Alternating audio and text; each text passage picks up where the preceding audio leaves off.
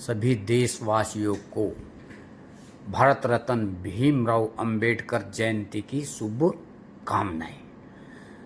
तो दोस्तों, आज हम आपको लिए चलते हैं आईआईटी रुड़की। आईआईटी रुड़की में कितने धूमधाम से अंबेडकर जयंती मनाई जा रही है और यहाँ पर एक से एक विद्वान लोग पढ़े हुए हैं। सभी लोगों ने अंबेडकर जी के विचारों को बड़े धूमधाम से रखा है। सभी लोगों ने इनके विचार बहुत ध्यान से सुने हैं। आप भी कुछ महापुरुषों के विचार सुने। आप सभी को मेरा नमस्कार। Professor Ajit Tyagi, dean of student, professor D S. Arya ji, dean administration, professor Arindam Vishwas, liaison officer, registrar, all faculty members, staff और सभी स्टूडेंट्स, अतिथिजन, आप सभी का इस हॉल में स्वागत है। और जैसा कि आप सभी को पता है और बहुत सारा डिस्कशन हुआ कि हम लोग आज भारत रत्न बाबा साहब अम्बेडकर जी के 154 जन्म दिवस पर यहाँ एकत्रित है और सभी ने अपने अपने जो है विचार प्रस्तुत किए। और मेरा ऐसा मानना है कि काव्यों में बहुत सारी चीजें लिखी हैं, उसको हमें अपने व्यवहारिक जीवन में लाना है, वो बहुत जरूरी है।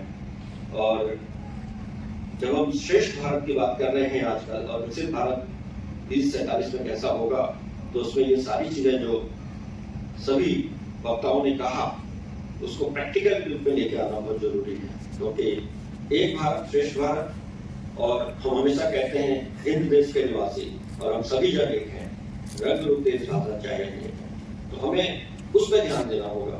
और ये चीज आती है हमारे एजुकेशन से, क्योंकि हम तो बचपन में अपने बच्चों को शिक्षा देते हैं, जब वो पेरेंट्स उनको शिक्षा देते हैं तो उनको बच्चों को यही सच बताना है शुरू में कि हम भारतवासी हैं, हम हिंदुस्तान के लोग हैं और हमारा अपने कल्चर जो है हेरिटेज वैल्यूज है और हम सभी धर्मों का सम्मान करते हैं और हम महिलाओं का सम्मान करते हैं। तो विमेन एम्पावरमेंट, जो इक्विटी की बात कर रहे हैं, डाइवर्सिटी की बात करते हैं, समानता, उन सब का ही हमें बच्चों को स्कूली जब शिक्षा ले रहे हैं तब हमें स्कूलों में उस चीज को लेके जाना चाहिए और अमल में लाना चाहिए। वो बहुत तो character is very very important, क्योंकि जैसा कि सभी कहते हैं कि हमारा जो चरित्र निर्माण है, दिमाग आपका कितना भी तेज हो लेकिन अगर चरित्र अच्छा नहीं है तो हम एक अच्छे इंसान या एक अच्छे भारतीय नागरिक जो बात करते हैं वो नहीं कहला पाते।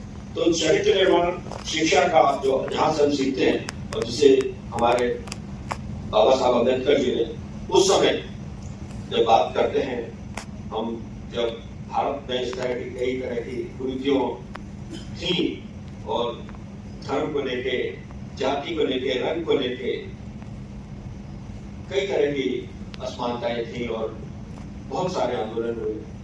और उसके बाद तो बाबा साहब जी ने जो अपने विचारों के द्वारा और उनके सपोर्ट के द्वारा महिलाओं को समान अधिकार देने की बात की। और आज जो है आप देखिए किसी भी क्षेत्र में महिलाएं जो आगे आ गई हैं। हमारे संस्थान में भी करीब 20% से 27% अगर देखें तो महिलाएं हैं इस समय। और जब हम विकसित भारत की बात कर रहे हैं तो ये मानना है कि सभी क्षेत्रों में इक्वल भागीदारी महिलाओं की होगी, तो 50% जो महिलाएं भी उसी तरह से जैसे पुरुष काम कर रहे हैं सभी क्षेत्रों में होंगे, तो ये बहुत इम्पोर्टेंट और बहुत जरूरी है। साथ ही साथ जब वो बात करते हैं कि हम समाज के सभी वर्गों को मुख्य परिप्रेक्ष्य में जब लेके आने की बात करते हैं तो बहुत सारे प्रोग्राम उसके लिए भी शुरू किए गए, स्पेशल ड्राइव्स हैं और हम मेंटरशिप प्रोग्राम भी शुरू किया है। जैसा कि मीना जी ने पूछा कि एकेडमिक सिस्टम में कैसे किस तरह से हम जो है डाइवर्सिटी इक्विटी की बात करते हैं, तो हम लोगों ने हिंदी में और वर्नाकुलर लैंग्वेज जो नेशनल एजुकेशन पॉलिसी ने उस पर ध्यान दिया, तो सभी आईटी, सभी संस्थान, सभी एकेडमिक इंस्टीट्यूट्स में इसको ले लिया गया है। और जिसकी जो भाषा है और उसमें स्टूडेंट जो सीनियर स्टूडेंट्स उनका रोल बहुत जरूरी हो जाता है, क्योंकि वो बेहतर कर सकते हैं। जब नए विद्यार्थी आते हैं तो उनको भाषा की जो प्रॉब्लम होती है, क्योंकि सीनियर्स का रोल, उनको जब व्यवहारिक बात करते हैं, किस तरह से चरित्र निर्माण की बात करते हैं उनकी, वो सीनियर्स का भी बहुत बड़ा रोल होता है। साथ ही साथ हमारे जो यहाँ पर एडमिनिस्ट्रेशन है और हमारे जो प्रोफेसर्स हैं वो भी इस बात का ध्यान रखते हैं कि सभी छात्रों को जो है उनकी मातृभाषा जहाँ पर अगर हम लोग करते हैं तो स्पेशल सेशन में दिए जाए और उसमें हम लोग भरसक प्रयास कर रहे हैं।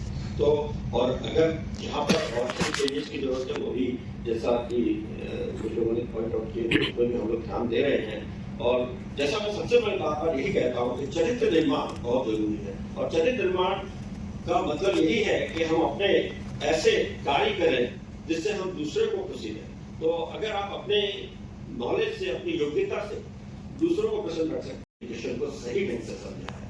तो एजुकेशन का मतलब केवल पैसा कमाना नहीं होता है। एजुकेशन का मतलब यही है